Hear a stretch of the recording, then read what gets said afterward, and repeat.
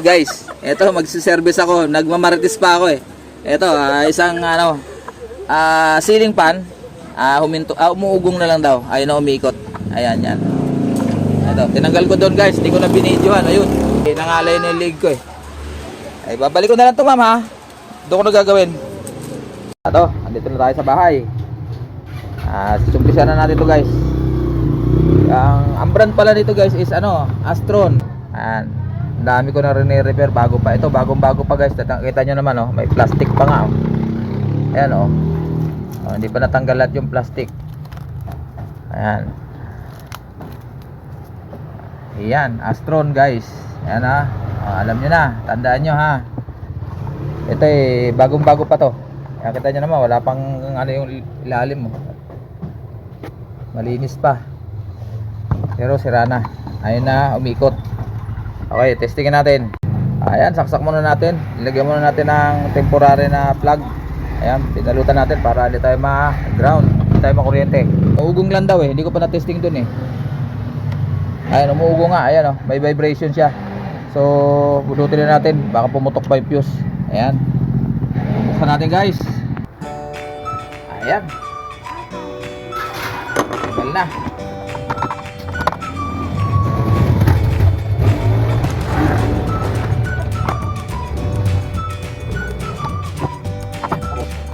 Ito guys, kitang-kita yung motor niya oh. Aluminum yan, basta ganyan guys.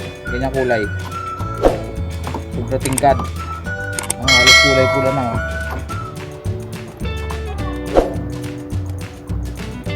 Ano problema sa mga electric fan ngayon? Mabilis mag-init. Ate bago pa, ayan oh. Ayan oh. Ayan oh. Bagong-bago pa yan guys. Alikabok lang, ayan oh. Ito pa yung original na plastic niya pa nang binili ng bago. Oh. Pero huminto na kasi aluminum yan, sigurado aluminum yung motor. Buksan natin. Lobat na uli. Lobat na.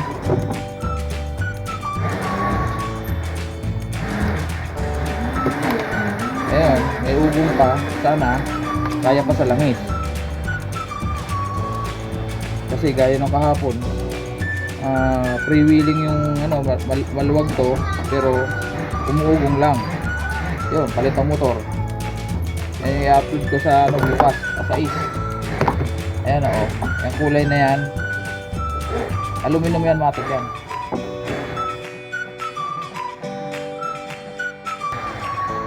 Sana makuha sa langis. Kasi natuyuan na langis yan, sigurado yan. Kasi mabilis ko init pag aluminum.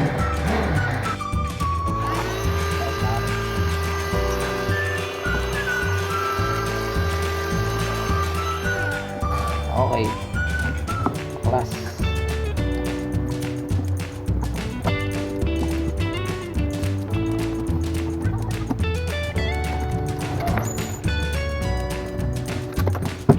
Shoutout nga pala Papa Bones, ang bonsayistang lumpo. Bigyan lang shoutout sa'yo bro. Eto, another shafting busing na naman, yung ginaganon. Shoutout sa'yo bro.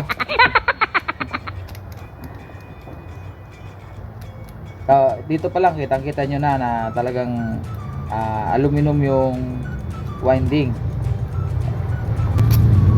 Ito guys oh. Ito pag ganito, liyahin muna natin to kasi ilalabas natin yan dyan. Liyahin natin to shafting kasi may kalawang. Pag may kalawang, mahirapan tayo magbunot yan. So, yung konting kalawang na yan, kailangan liliyahin yan kasi hindi yan lalabas sa busing. Saka madali paghila. Yan, hilahin dyan eh. So ito muna. Yan. Kasi ito, hilahin natin to.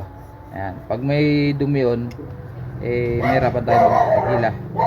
So makita nyo guys, ayan oh. Ayan, di ba? Maganda pa naman pero halatang sobra init na dahil nagkulay na siya oh. Oh, tuyo na, wala nang langis-langis na yan guys oh. Walang langis. Ayan, ito rin wala rin. Ngayon, tignan niyo oh. Ayan yung bulak, yung oil foam na tinatawag, tuyo. Walang kalangis-langis. Siyempre ganun dito sa kabila yan, ganun din. Ayan. Ayan.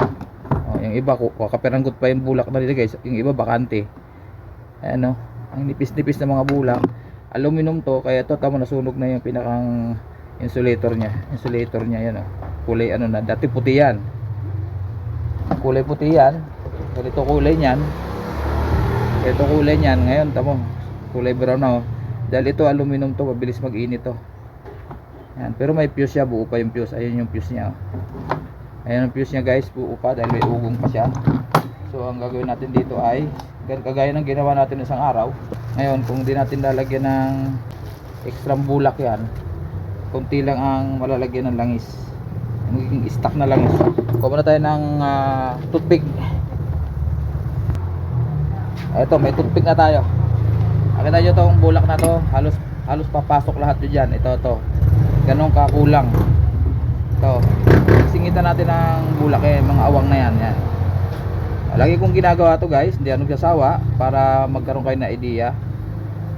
Kasi pag kulang ng foam, kunti lang ang may lalagay na langis sa loob. Kasi dyan na-i-stack yung langis sa foam, yan ang nag-absorb ng langis. Ayun, kung kunti lang yung foam, kunti lang ang langis na may stack dyan. Yan. Sa tama-tama lang, huwag masyadong marami. Kailangan medyo maluwag din siya ng bahagya para yung langis makakapasok siya, makakapenetrate siya sa bulak. Yan. Ayan o.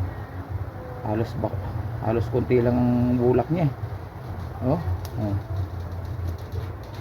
Ano. Pag sobra, tanggalin. Yan. Ito gagawin nyo guys, maintenance nyo sa mga electric pan nyo. Kung wala kayong ginagawa, buksan nyo to. Ganito kung paano ko binuksan. Kaso lang iba to, ceiling fan nga pala to. Pero halos lahat ng ventilador may bushing, may shafting, at may oil foam. Yung pinaglalagay, yung langis na nagpapalamig dito sa bushing. Ito yung bushing guys, ito yung shafting. Ayan, habang ginagamit natin yan, siyempre nag-iinit ang motor dahil ginagamit, natutuyo ang langis. So ito ang pinakang maintenance. Kailangan every monthly kung kaya nyo, every 2 months mag overhaul kayo. Ito babaklasin nyo, tapos lagyan nyo ng langis. Kung marami naman foam, huwag na lagyan ng bulak, tama na. Kaya ko lang naman nilalagyan kasi ayun mo, yung kinuha kong bulak pasok lahat dyan sa loob. Imagine ako gaano karami yun. Tapos langis, kaya yung sipsipin yan ayan o, lumulubo o. Tayo nyo guys, ayan o, nisipsip ng bulak yung langis. Ayan o. O, ibig sabihin uhaw na uhaw siya. Ayan, para madali habang sinisipsip to, tulak nyo yung bulak para madaling masipsip yung langis. Ayan, tama na yan. Ayan, punasan nyo na konti yung sobra. Ayan, tapos lalagyan nyo rin pala tong ito. Ayan, tapos itong gitna. Ayan, matanggal yung mga dumi-dumi yan. Dito kasi yan guys, dito yan o. Ayan o. Kailangan malamig lagi yung bushing. Yung nagpapalamig yung langis, yung oil dito sa pipe foam. Kasi ito yan, nagkikiskisan yan. Imagine yung nangyayari dyan, nagkikiskisan na itong shafting tsaka bushing. Kasi nga walang langis na tuyuan na. Siyempre, lihain natin ng konti to para matanggal yung konting aligas-gas. Ayan o, makinis na. Ganyan lang guys. Ganun din dito.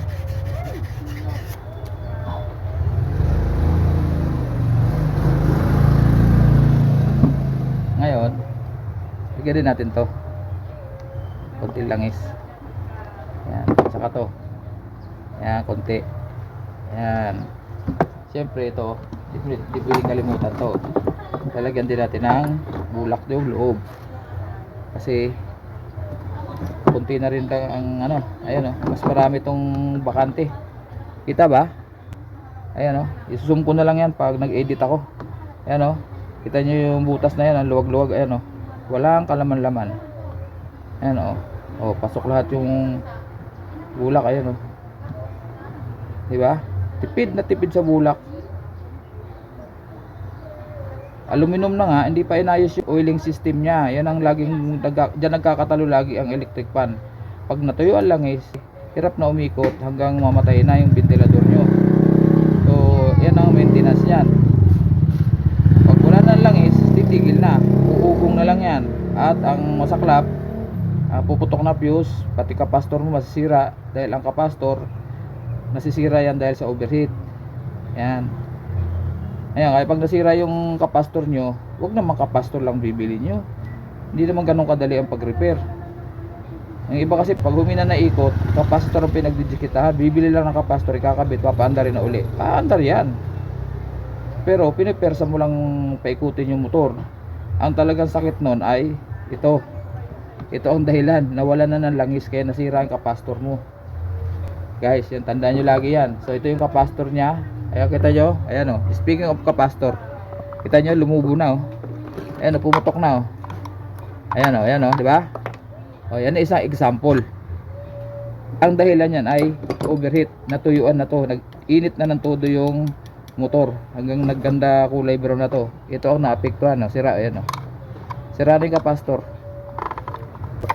Tandaan natin, ulitin ko. Ang dahilan kung bakit nasisira ang kapastor dahil sa overheating. Ito, yung ginawa natin. Natuyuan na ng langis. Pagkabila yan, ayan o, kita nyo naman. Ayun, hindi ko pa nalalagyan ng langis, pero nilagyan ko ng bulak. So, baka makalimutan pa natin. Lagyan natin ng langis. Yan. Yan, hayaan nating sipsipin yan sa loob. Ano yung aking panundot. Ito. Yan. Tulak natin para siguradong pumasok yung langis sa loob. Ayan. So, yung sobra siyempre, punasan natin ulit. At lagyan din natin to. Ayan. So, ayan.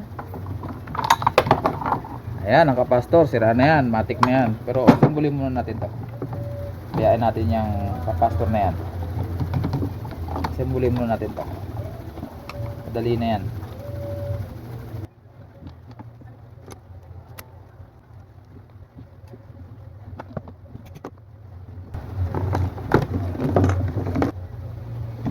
Lagyan natin ng wire uli.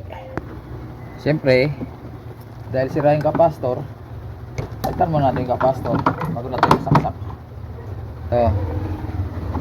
Ayan ang sinasabi ko.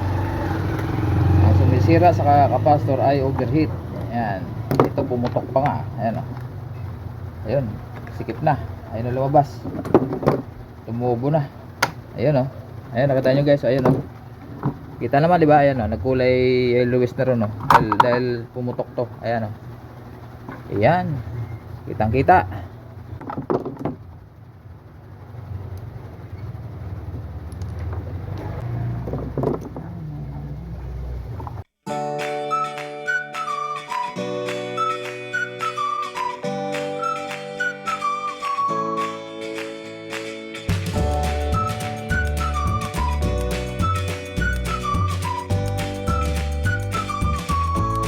Saksak na natin guys ha. Ito may ano na to, may balot na to. Ayan o. Pansamantala lang naman. Ayan o, may balot na. So, saksak natin. Automatic yan, naandar. Automatic, iikot dapat kung buo. So, ayan na. Lagyan natin ng para makita nyo na umiikot. Sana umiikot. Kasi ugong lang eh. Ito. Ayan na, saksak. Ayun, umikot. Maigi na lang. Ibig sabihin, okay pa yung motor. Ibig sabihin, good siya. Okay na. Ayan, pwede na yan. Assemble na natin guys. Assemble time. Siyempre, tanggal natin to. Tapos di ko na sa inyo papakita guys. So ayan na guys, nakabit na natin yung kapastor. At kabitan muna natin ng cover saka yung blade. Ayan, okay guys. Ito na.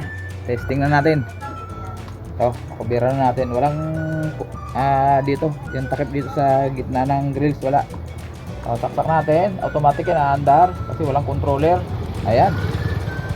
Ayun na. 1.5 lang ang capacitor na pinalit ko. Samantalang ang kanyang original ay 2. Diba? 2. So napersa lang la pinaikot ng mas mabilis pero na-overheat agad. So tignan natin sa 1.5. Sana tumagal kasi aluminum ang wire niya. Pero tama lang yung ginawa ko ng 1.5. Malakas naman eh, oh. Diba? Ayan, oh. Pinersa lang sa 2. Ganyan ang ginagawa nila eh, para pag testing mo sobra lakas ng ikot, may engganyo ka. Ayan, maraming salamat guys. Hindi ko na bibidyo ito pagkabit ko doon sa customer ko, malapit lang naman. At maraming salamat sa inyo sa inyong pagtitiyaga sa aking ginawang pag-repair nitong ceiling fan. Ang tatak ay Astron, aluminum ang winding. Okay, bye bye. Matsuki TV, salamat.